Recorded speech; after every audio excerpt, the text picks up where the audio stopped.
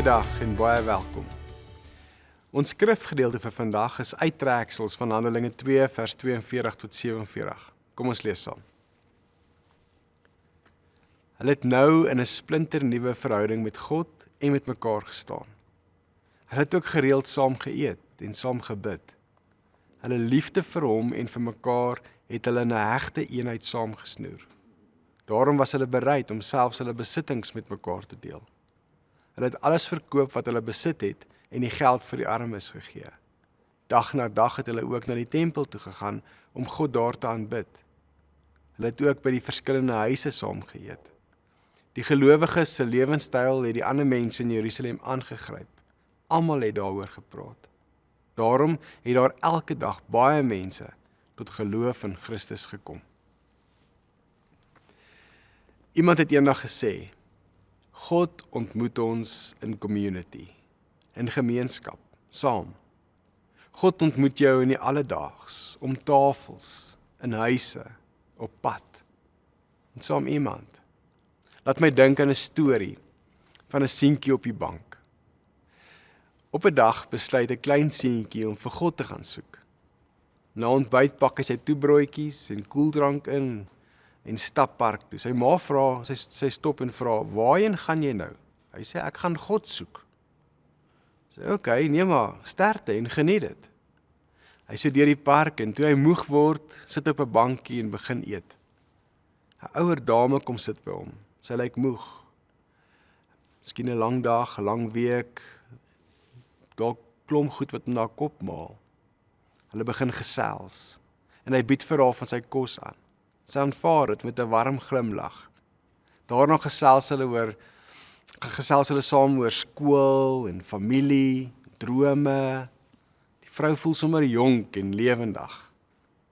Toe hy later by die huis kom, vra sy ma, het jy vir God gekry? Ja, antwoord hy met oortuiging. En sy het die mooiste glimlag. Daardie aand sê die ou dame vir haar man, ek het vandag vir God ontmoet in die park. En hy's baie jonger as wat ek verwag het. Die seentjie in die park het iets ontvang. Hy het God se omgee en goedheid beleef in 'n eenvoudige oomblik. En hy het begin uitdeel. Sonder plan, sonder strategie, net 'n opregte daad van omgee. Die eerste kerk het God ontmoet en ervaar in die alledaags. En hierdie alledaags het 'n brandende bos geword. 'n Bos wat die hele omgewing laat praat het. Hulle het ook God gesoek en gevind in die alledaags. In community met mekaar. Het hulle iets van God beleef. Hoeveel keer vra ons nie net, ek wens net God kan na my toe kom en met my praat, vir my gee wat ek nodig het. En dan doen hy. En ons mis hom. Die seentjie het nie 'n preek gehou nie. Hy het 'n toebroodjie gedeel. En dit was genoeg om die hart van die ou dame aan te raak.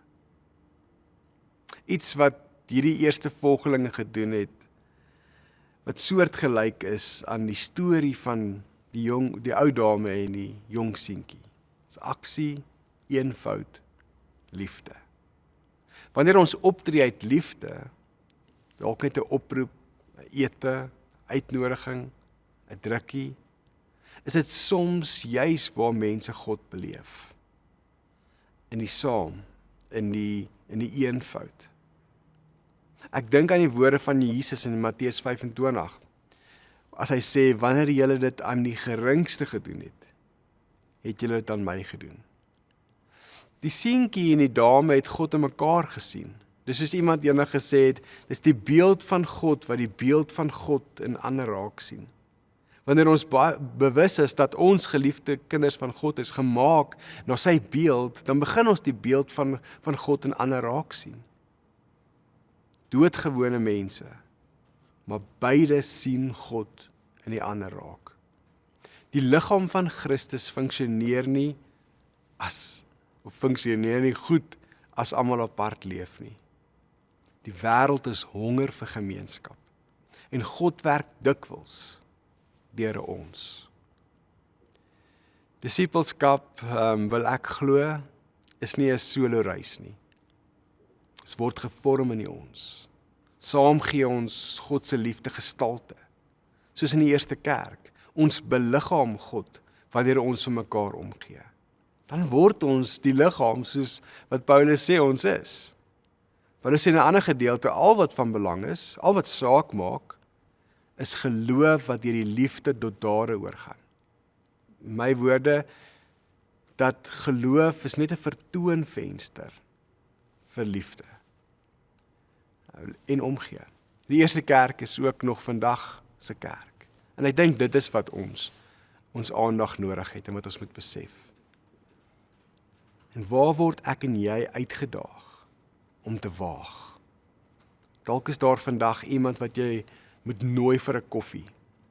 Jy wou al lank, maar jy weet dis nou tyd. En miskien bring ek dit net tot op jou voorstoep. Miskien het daai uitgestelde oproep. Elke tweede dag dink ek en ek moet daai persoon bel. Wel, dis dalk nou. En hierdie is die daad van omgee wat nou na jou toe kom. Dalk is daar 'n behoefte wat jy lankal in jou hart dra om aan te spreek. Dis dalk tyd om iets daarom te doen. Wanneer ons gee wat ons het, word ons deel van 'n groter storie. 'n Seentjie het vir God gesoek en hom gevind in 'n ou dame se oë. 'n Ou dame het vir God ontmoet en hy het gekom met 'n toebroodjie en 'n kind se glimlag. Hoe kom God na ons toe? En hoe kan ons saam met God na ander toe gaan? Is die uitnodiging. Kom ons bid saam. Hemelse Vader, wat 'n wonderlike voorreg om saam met U te werk. Saam met U in hierdie lewe in te gaan. Help ons om U raak te sien in die alledaags. Help ons om die beeld van God, U beeld in ander raak te sien. En soos wat ons dit sien, mag ons met 'n dringendheid na die wêreld toe gaan. Dringendheid na mekaar toe gaan. Met 'n boodskap van liefde en genade. In Jesus naam. Amen.